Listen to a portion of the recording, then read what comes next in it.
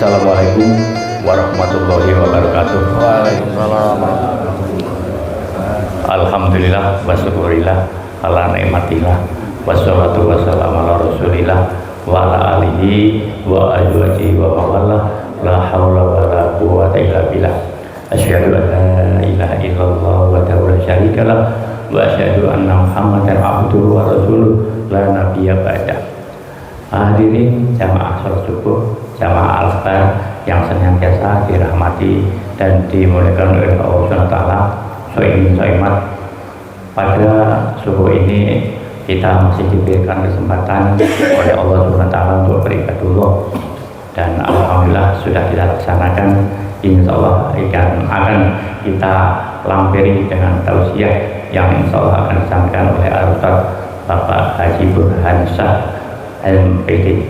Semoga sholawat dan salam senantiasa terlimpah atas Nabi besar Muhammad SAW, keluarganya, sahabat-sahabatnya, dan pengikut-pengikutnya yang setia dan istiqomah sampai akhir zaman, termasuk kita semua ini.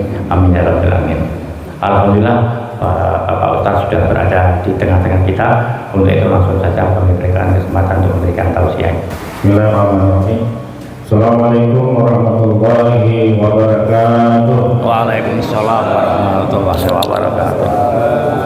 Alhamdulillahilladzi ba'atsa fil ummiyina rasulan minhum yatlu 'alaihim ayatihi wa yuzakkihim wa yu'allimuhumul kitaba wal hikmah wa in kanu min qablu lafi dhalalin mubin. Allahumma shalli 'ala sayyidina Maulana Muhammad Allahumma shalli alaihi wa ala alihi wa ashabihi ajma'in. Kita berselawat ya 3 kali selawat Ibrahim. Allahumma shalli ala sayyidina Muhammadin tibil qulubi wa radiha wa aliyatil hadani wa shifaiha wa nuril absari wa riyaiha wa ala alihi wa sahbihi wa sallim. Mungkin soal ini yang lebih populer. Sallallahu ala Muhammad sallallahu alaihi wasallam sallallahu ala Muhammad sallallahu alaihi wasallam. Allahumma shalli alaihi. Dan kami hormati ketua masjid dan pengurus masjid Al-Fatbah yang dirahmati Allah beserta seluruh jajarannya, dan Pak Beserta Flori, Pak Amiruddin, dan Pak Amiruddin, Amirullah, jalan dari kota, Bapak Amirullah, kemudian seluruh pengurus, ketua, wakil ketua, sekretaris bendahara dan seksi-seksinya, dan seluruh jamaah haji, jamaah umrah, juga barangkali Pak Imam, kemudian guru-guru ngaji, kemudian jamaah subuh, saya mengucapkan dirahmati Allah. Alhamdulillah kita berada di hari yang ke-20 ya. Malam hari ini untuk Muhammadiyah mungkin 20. Kalau yang kursi pemerintah nanti malam baru 20. Nanti malam gitu udah boleh itikaf. Tadi malam pun udah ada yang itikaf di masjid kami itu. Makanya menantu saya dulu kebetulan orang Jawa, saya mulai itikaf di malam ini. Kan belum. Siapa tahu Muhammadiyah benar katanya. Ikut Muhammadiyah, ayolah. Pokoknya kita moderasi beragama itu artinya kita tidak menganggap kita paling benar. Silakan. Insyaallah bedanya pun tak terlalu jauh. Kalau jauhnya bedanya sampai 3-4 hari, nah ini boleh kita koreksi. Ini kan beda tipis. Nah, kemudian kita berada di hari ke-19 dan insyaallah nanti malam-malam ke-20. Saya ingatkan untuk kita beretikaf ya. Boleh itikafnya itu 1 jam ke 2 jam ke ya. Pokoknya tadi ayat yang kita bacakan itu ada anjuran Allah untuk kita beriktikaf. Wala tubashiruhunna wa antum aqifuna fil masajid. Jadi di sini Allah ingin menguji kita. Saat beriktikaf itu kata Allah, wala tubashiruhun, jangan kau campuri istrimu. Malam-malam pun tak boleh.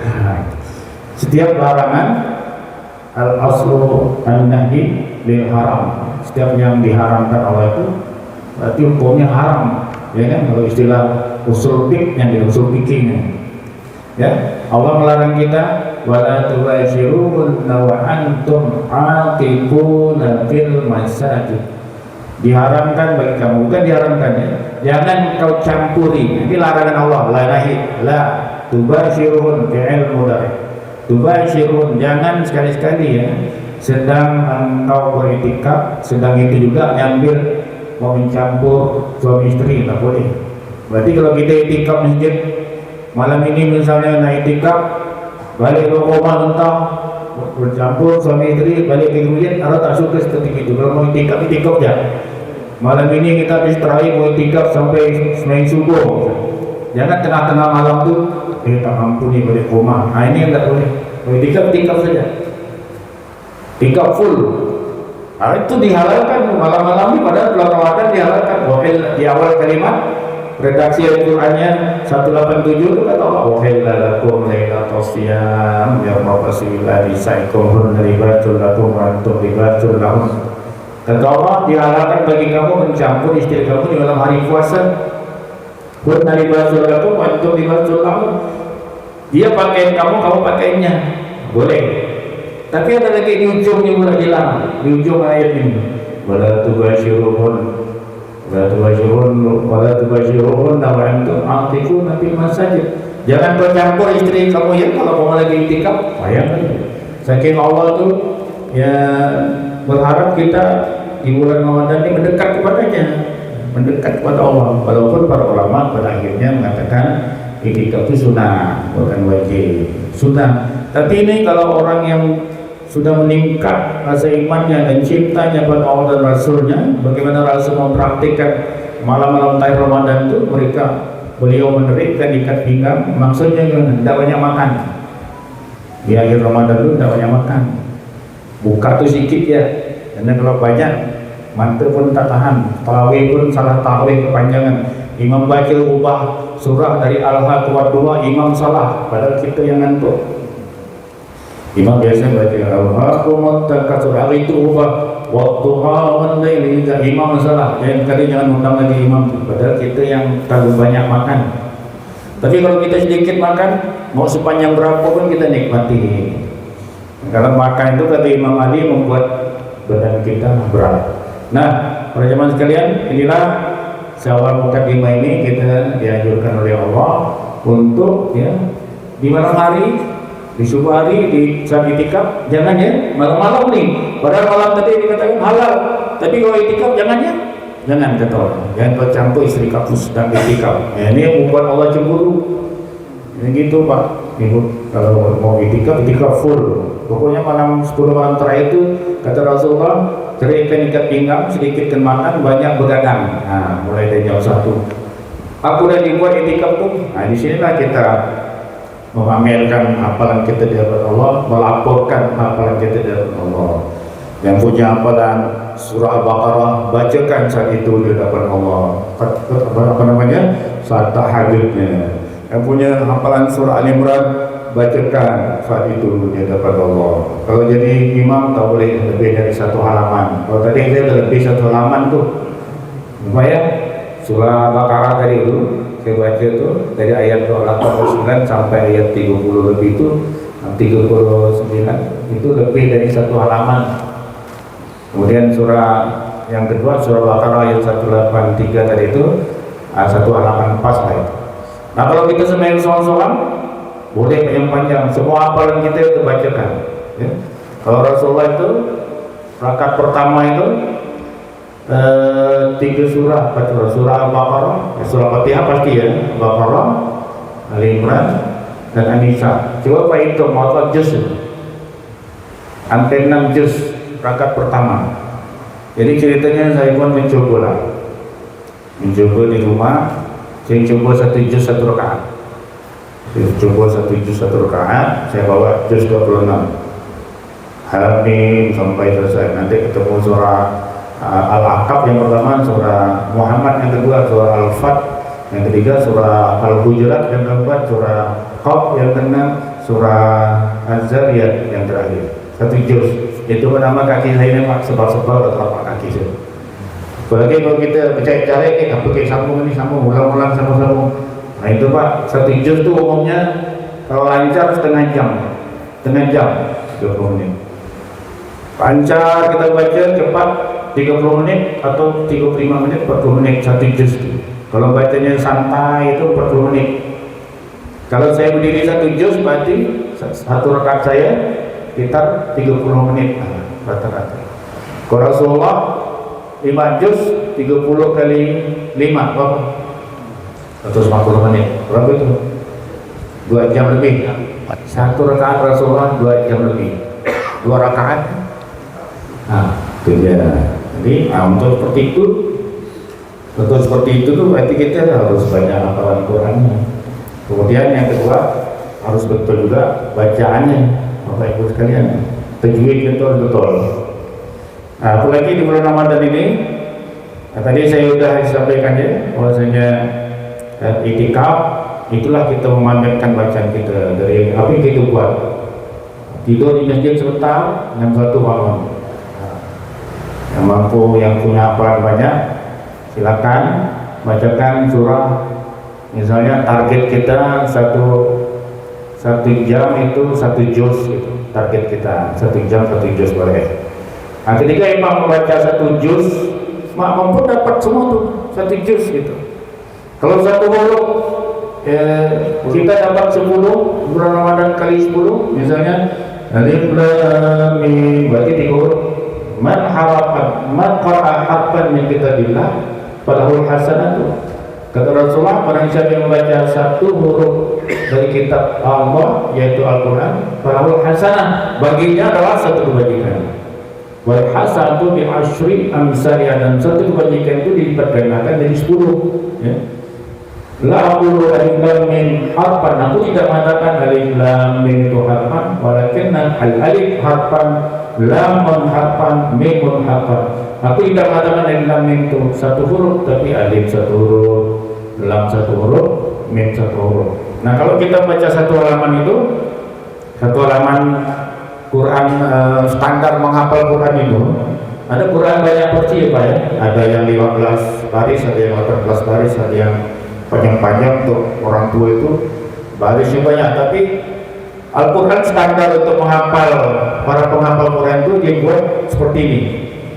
1 halaman itu standarnya 15 baris ya, dari atas sampai bawah. Misalnya innal ladzina kafaru itu awal, kemudian bawah paling bawahnya wallahu yastahzi'u bihim wa yamudduhum fi tughyanihim ya'mahun ulaika alladzina ishtaraw ad-dalalata bil huda fama rabihat tijaratuhum wa ma kanu muhtadin. Nah itu 1 halaman itu dari atas sampai bawah itu 1 halaman. 1 halaman berarti 1 baris, 2 baris sampai bawah itu 15 baris. 1 baris itu isinya 30 huruf. Itu standar ya. Nanti kalau Bapak lihat Quran yang lebih dari itu berarti itu dicetak untuk kepentingan orang tua yang matanya perlu dilihatkan dengan huruf yang besar. Maka barang siapa baca 1 huruf dapat 10 kali 10 bulan Ramadan ini kali 10 lagi. Berarti 100 1 huruf itu. Kalau kita baca 1 halaman, 1 halaman itu berarti ada 15 baris. 1 baris 30 huruf, 30 kali 15 450. 450 kali 10 4.500. 1 halaman kita dapat 4.500 kebajikan. 1 juz ada 20 halaman rata-rata ya, 4.500 kali 20 sama dengan tadi kan 4.500 kali 10 45.000. 1 halaman per Ramadan 45.000 nilainya ya. Kemudian kali 20, 45.000 kali 20 90.000 kebajikan. 90.000 kebajikan itu apa? Ketenangan misalnya, disembuhkan dari penyakit, rezeki murah, daya ingat meningkat. Oh, baca Quran itu tidak ada yang layau atau pikun, lagi menghafalnya. Kemudian syafaat, dapat syafaat. Syafaat Quran itu, ini saya semalam sempat nonton Gus Baha. Gus Baha itu orang Jawa mana? Ke Timur. Gus Baha itu bagus ceramah-ceramahnya itu. Dan bagian-bagian kita yang berbeda tak usah kita ambil, yang bagusnya kita ambil, itu milik kita juga. Kalau ada yang bagus, ambillah. Gus Baha itu termasuk orang NU juga ya. Misalnya di sini ada Muhammadiyah, tidak mau ngambil, jangan ambil, tidak ambil semuanya, ambil ya yang baik-baiknya. Ada Hidayat bagus, orang Muhammadiyah, jangan orang yang undang. Ada yang bagus-bagus itu yang dari Al-Quran ada. Jadi kita tak usah anulah. Ada lagi misal Salafi, kamu ni Salafi ni dengan NU. Saya tengok ceramah-ceramah Salafi itu bagus kan? Ya. Jadi ada gak bagian-bagian yang perlu kita ambil, ayat hadis yang tentang berantem itu yang kita ambil. Nah, kata Gus Baha apa? Syafaat Al-Quran itu, ya, syafaat Al-Quran itu dia mencegah kita masuk neraka. Itu syafaat Quran. Kalau syafaat Nabi Muhammad, syafaat selawat itu dia menyelamatkan orang mukmin dalam neraka sana. Ini mau pilih yang mana? Mau masuk neraka dulu baru dapat syafaat, atau sebelum masuk neraka diberi syafaat? Pilih mana Pak? Pilih yang sebelum belum masuk dalam neraka itu, aku ambil gitu dulu di syafaat Quran. Kalau syafaat Rasulullah kata Gus Baha, dah masuk dalam neraka orang tu, ya, dengar bunyi syahadat la ilaha illallah Rasulullah, langsung Rasulullah ambil beliau dalam neraka sana. Jadi mau yang mana? Nah, aku dapat dua-dua lah. Aku dapat kita menjaganya dengan pertama membaca Al-Quran dengan betul, kemudian yang kedua kita juga berselawat, tanda terima kasih kita kepada Rasulullah Muhammad Sallallahu Alaihi Wasallam. Contohnya seperti Al-Muluk. Al-Muluk itu kita dikepongnya kita tuh, waktu kita masuk dalam kubur tu, Al-Muluk itu dan jaga tergerak jenazah kita tu, tunggu yang kita situ. Malaikat pun tanya, kenapa kau di situ? Itu malaikat ini tafsir no ya, tafsir Ibnu Katsir. Juga saya sampaikan satu kemarin sih. Ibu-ibu belum dengar, saya ulang untuk ibu-ibu juga untuk mendengarkan. Kenapa kau di situ? Kata malaikat Munkar Nakir, kami tidak bisa membuat apa-apa nih. Kau dah nempel di tubuh si fulan tu. Kalau kau nak minta ambil syafaat kepada dia, kau lapor sama Allah sana. Jadi kami bisa menjalankan tugas kami itu pun la ya'suna Allah ma amarahu wa yaf'aluna ma yu'marun. Kami telah menjalankan perintah Allah juga nih. Baiklah, dia pun pergi ngadap Allah, yaitu bacaan kita surah Muluk yang kita baca tiap malam itu mendatang ada Allah. Kata, wahai Allah, si fulan bin fulan itu kata dia paling cinta dengan surah Al-Muluk. Surah-surah yang lain tak dibaca di malam hari, surah Al-Muluk dibaca. Saat dia jadi imam, dia sembahyang surah Al-Muluk dibaca, surah lain dia abaikan. Ya? Kemudian di saat-saat dia ngantuk, dia tetap baca surah Al-Muluk. Ya? Malam hari ini katanya, aku ingin membela dia. Kalau kau ini ya Allah masih tetap menyiksa si fulan ni, katanya, saya katanya minta pada kau ya Allah, keluarkan saja surah Al-Muluk itu dari kitab suci Al-Quran. Kata Allah, marah nampak kau yang muluk? Ya, aku memang marah kata surah Al-Muluk. Surah Al-Muluk ini marah dengan Allah. Padahal Al-Quran itu kan diri adalah kata-kata Allah. Jadi kalau gitu kata Allah, kau khusyuk itu surah Muluk pun urus kata surah Muluk, kita lapor sama Allah. Udahlah, aku akan menemani dia ni, akan menemani dia sampai hari kiamat. Aku melindungi dia. Surah Muluk mengucapkan selamat datang wahai bulan, selamat datang wahai lisan yang sering mengucapkan surah Al-Muluk, sering baca surah Muluk. Selamat datang wahai dada, hati, jiwa di sini yang menyimpan menghafal surah Al-Muluk. Selamat datang wahai kaki yang sering berdiri salat, mendirikan salat, sering membaca surah Al-Muluk. Hari ini aku akan menemanimu, kau tidak akan sendiri sampai dengan kiamat. Surah Al-Muluk menjaga tubuhnya dari gangguan, dari siksaan. Dan mungkin insyaAllah para menghafal Quran jasadnya tidak akan hancur dimakan makhluk mikroba. Ya. Nanti kalau saya meninggal dunia, coba gali ya buku saya itu. Namun sudah. Tapi para penghafal Quran itu Bapak Ibu biasanya memang gitulah. Ini 30 juz ya, maka kita berupaya menghafal Quran sampai 30 juz. Nah, inilah